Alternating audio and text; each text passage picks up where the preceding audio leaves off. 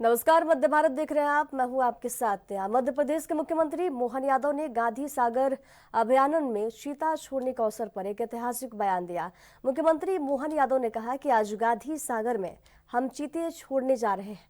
ये एक बेहद खास क्षण है क्योंकि उज्जैन में ये मान्यता है कि करीब 100 से 200 साल पहले यहाँ चीते हुआ करते थे। अब इन जानवरों को फिर से यहाँ देखना हमारे लिए बेहद ही सुखद अनुभव है। मुख्यमंत्री ने इसे पुनर्स्थापना को वन्य जीवों के लिए एक मजबूत तंत्र बनाने की दिशा में महत्वपूर्ण कदम बताया है और कहा कि हमारी धरती सभी जीवों का स्वागत करती है। प्रधानमंत्री श्रीमान नरेंद्र मोदी जी ने उनके जन्म दिवस के अवसर पर 2022 में सितंबर में जो चीते छोड़े, उसके बाद एक हमारे संकल्प की पूर्ति हुई। उनके आशीर्वाद के माध्यम से एशिया महाद्वीप में चीतों का दोबारा पुनर्स्थापन करना, और वो भी अपने देश में, और अपने देश से भी मध्य प्रदेश में, ये हमारा सौभाग्य है। और ज़्यादा आनंद की बात यह है कि दुनिया में कई जगह चीतों को पुनर्स्थापन करने के प्रयास हुए हैं, लेकिन चीते सर्वाइव नहीं कर पाए, वो जी नहीं पाए। उनके बच्चों का ग्रोथ रेट भी अगर सबसे हाई विश्व में है तो हमारे प्रदेश में, मैं वन विभाग को बधाई देना चाहूँगा। हमारी आबो हवा के बलबूते पर हमारे यहाँ दूसरी जनरेशन के चीते तैयार हो गए, और उसके बाद में अब इनका वंश इस प्रकार से बढ़ रहा है कि हमारी धीरे धीरे करके वो पुरानी सारी पद्धतियाँ वापस आ रही है। खास करके जब हम श्योपुर में अपना एक सफलता के साथ चीतों का पुनर्स्थापन करा चुके हैं, आज खुले जंगल के अंदर चीते अटखेलिया करते नजर आते हैं तो बड़ा अच्छा लगता है।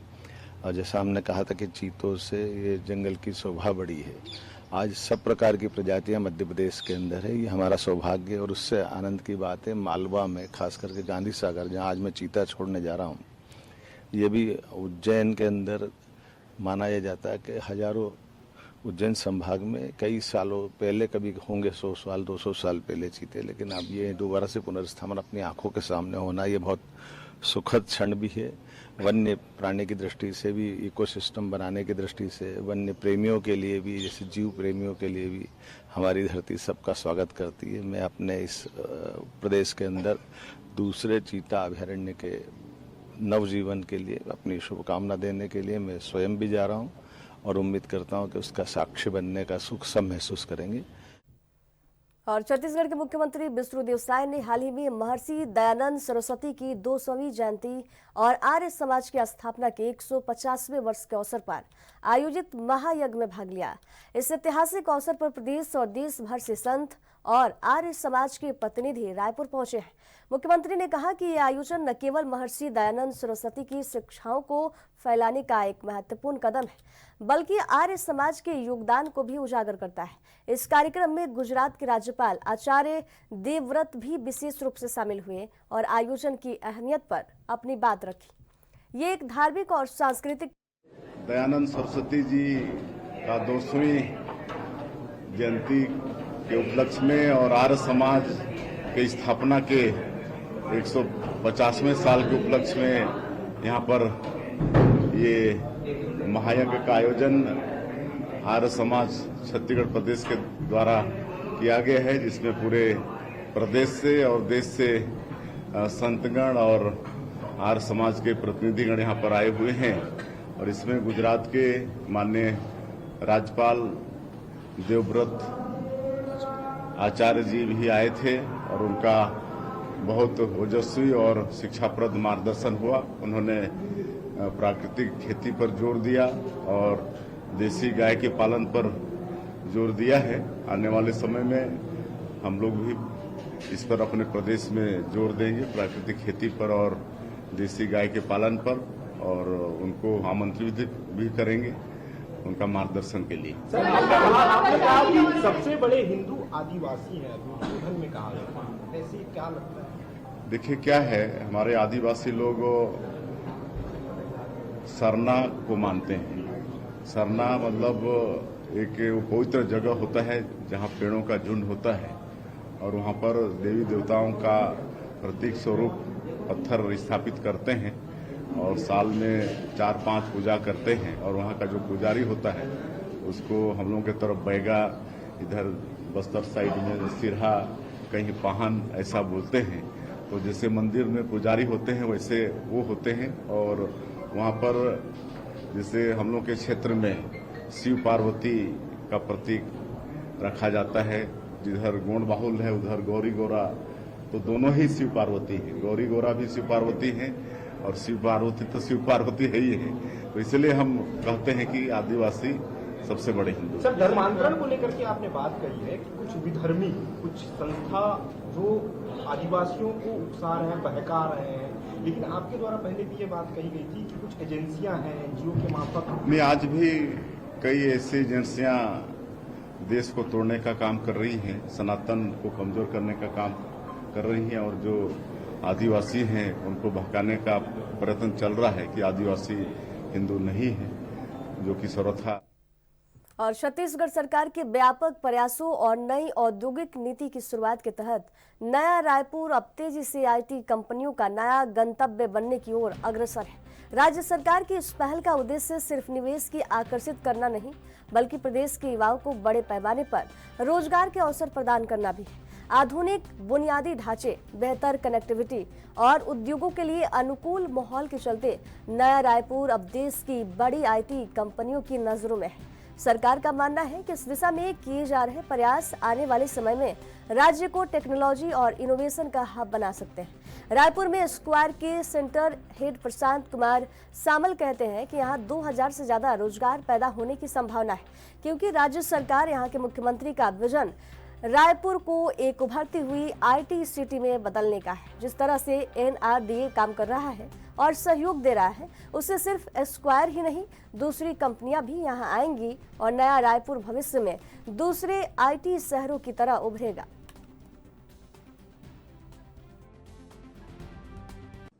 प्रोस्पेक्ट तो है लॉन्ग टर्म के लिए, क्लोज टू 1000+ एम्प्लॉयमेंट यहाँ जनरेट करने की प्रोस्पेक्ट है। एंड मान लेते हैं जैसे कि यहाँ की स्टेट गवर्नमेंट और जो ऑनरेबल चीफ मिनिस्टर जैसे कि एक विजन रखे हैं नवा रायपुर को एक उभरते हुए आईटी सिटी में कन्वर्ट करने की, सो उसमें तो हमारे योगदान रहेगा। एंड देन एनआरडीए की तरफ से जैसे सपोर्ट मिल रही है, so it is not just square, बाकी कंपनीज भी यहाँ पे आएंगे। एंड हम यही देखते हैं कि कुछ ही साल में ये भी एक कई बड़ी सिटी की तरह, आईटी सिटी की तरह उभर के सामने आएगा। अभी कितने बच्चे हैं? अभी हमारे साथ क्लोज टू 350 एम्प्लॉयमेंट हम यहाँ पे जनरेट कर चुके हैं। एंड अगले 4 से 6 महीने के अंदर हम इसको 600-650 तक लेके जाएंगे। And down the line 1 year और 1.5 ईयर में हम जैसे कि 1000 से 1200 एम्प्लॉयमेंट जनरेट करने की यहाँ पे सोच रखे हैं। यूजुअली जब आईटी कंपनी की बात आती है तो लोग बेंगलोर, मुंबई या फिर हैदराबाद जैसे सिटीज को देखते हैं। आप रायपुर में, नया रायपुर में आए तो आगे चल के और क्या पोटेंशियल दिखता है बच्चों में और क्या एम्प्लॉयमेंट जनरेट हो सकता है? नहीं, जैसे कि आप बैंगलोर, हैदराबाद ऐसे सिटी के नाम लिए हैं, सो हमारा कॉर्पोरेट ऑफिस भी हैदराबाद में है। एंड कहीं ना कहीं हैदराबाद में भी जैसे रायपुर हो गया, दूसरा शहर हो गया कोलकाता, उड़ीसा, ऐसे स्टेट से भी लोग आके वहां पे काम करते हैं। तो मेन रीजन है कि ये शहरों में अभी जॉब अपॉर्चुनिटीज थे नहीं, तो देन लोगों को मजबूरन जाके उस सिटियों में काम करना पड़ता था। आज जैसे कि यहाँ पे हम शुरू कर चुके हैं एंड काफी और कंपनीज भी आने वाले हैं, तो लोग डेफिनेटली अपना फर्स्ट प्रेफरेंस और first choice of that job location उन लोगों को लगेगा कि हाँ नवा रायपुर हो सकता है।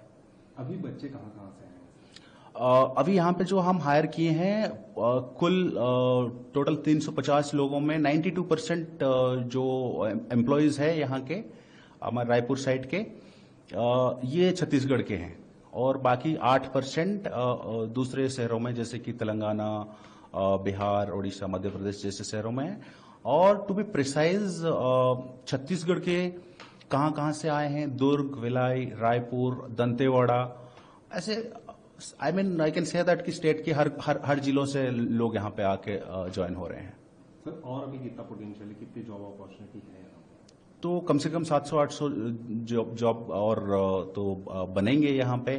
और हम उम्मीद करते हैं कि इमीडिएटली हमें तो अभी 150 लोगों की रिक्वायरमेंट है जो भर्ती निकली हुई है। सो देखते हैं अगर कितना जल्दी हम इसको पूरा कर पाते हैं, लोग आगे आए और आईटी में और आईटी ईएस इंडस्ट्री में उनका करियर बनाएं। और बीजेपी सांसद निशिकांत दुबे के सुप्रीम कोर्ट पर दिए गए बयान ने सियासी हलकों में हलचल मचा दी है। इस पर प्रतिक्रिया दिया है मध्य प्रदेश कांग्रेस के अध्यक्ष जितेंद्र पटवारी ने कहा कि निशिकांत दुबे पीएम मोदी के बेहद करीबी हैं और उनका सुप्रीम कोर्ट के शब्दावली पर सवाल उठाना यह स्पष्ट करता है कि वे देश को तानाशाही की ओर ले जाना चाहते हैं। जीतू पटवारी ने कहा कि जिस तरह बीजेपी पर ईडी, सीबीआई, चुनाव आयोग और यहां तक कि अदालतों के दुरुपयोग के आरोप लगते रहे हैं, निशिकांत दुबे की टिप्पणी उसी की पुष्टि करती है। उन्होंने ये भी मांग की कि सुप्रीम कोर्ट को दुबे की इन टिप्पणियों का संज्ञान लेना चाहिए। ये भारतीय जनता पार्टी के एक ऐसे नेता है जो नरेंद्र मोदी के बहुत प्रिय है। ये इनकी भाषा संसद में किस तरीके की होती है, संसद के बाहर किस तरीके की टिप्पणियां करते हैं, उसके लिए ये कोर नरेंद्र मोदी के चापलूस जैसे दिखते हैं। इन्होंने सुप्रीम कोर्ट के वर्डिंग पे सवाल खड़े किए। ये जो बार बार राहुल गांधी जी कहते हैं कि देश का संविधान खतरे में है, देश का लोकतंत्र खतरे में है, संसदीय कार्यप्रणाली खतरे में है, ये एक बार फिर इसको बल देता है कि नरेंद्र मोदी के बहुत प्रिय निशिकांत दुबे जी ने सुप्रीम कोर्ट पे भी सवाल चालू कर दिए। सरकार इनकी, फिर भी सवाल इनके। मतलब ये क्या मैसेज है? ये मैसेज ये है कि हम तानाशाही की ओर देश को ले जाएंगे। जिस तरीके से ईडी का, सीबीआई का, सरकारी चुनाव आयोग का और भी कोर्ट के फैसलों के मैनिपुलेशन का इन पे आरोप लगता है, उसको इन्होंने पुख्ता किया है। निशिकांत दुबे जी ने पुख्ता किया है। मैं इनकी निंदा करता हूं और इनसे कोर्ट से आग्रह करता हूं कि इनको कोर्ट के खिलाफ टिप्पणी करने पर जरा कोर्ट भी संज्ञान ले। और बिलासपुर में इन दिनों चिलचिलाती धूप और पसीने वाली गर्मी से लोगों का हाल बेहाल है। तापमान 42 डिग्री के पार पहुंच चुका है और ऐसे में तेज गर्मी के कारण लू जैसे हालात बन गए हैं। इस बेमिसाल गर्मी के चलते दोपहर के समय लोग घरों से बाहर नहीं निकल रहे हैं। सड़कों पर सन्नाटा छाया हुआ है। केवल वही लोग निकल रहे हैं जो कामकाजी हैं, अपने जरूरी कार्यों के लिए बाहर निकल रहे हैं। मौसम विभाग ने हीट स्ट्रोक की चेतावनी जारी की है। अधिकारियों ने लोगों से आग्रह किया है कि वे ज्यादा समय तक धूप में ना रहें और धूप से बचकर रहें। बाहर जाते समय कपड़े पहने, पानी का सेवन ज्यादा से ज्यादा करें और सनस्क्रीन का इस्तेमाल करें।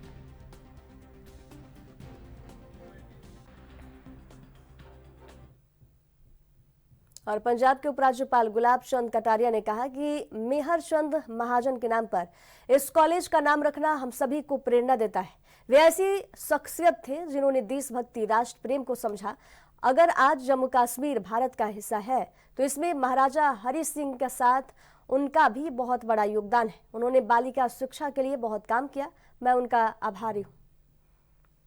क्या है कि इस कॉलेज का नाम मेहरचंद महाजन के नाम से जो रखा है वो अपने आप में एक हम सबको इंस्पायर करता है। जिस व्यक्ति ने देश प्रेम, राष्ट्र प्रेम, इतना शिक्षा को समझने वाला प्रधानमंत्री के रूप में रहते हुए अगर जम्मू कश्मीर आज भारत का अभिन्न अंग है तो महाराजा हरि सिंह के साथ साथ उनका बहुत बड़ा रोल है।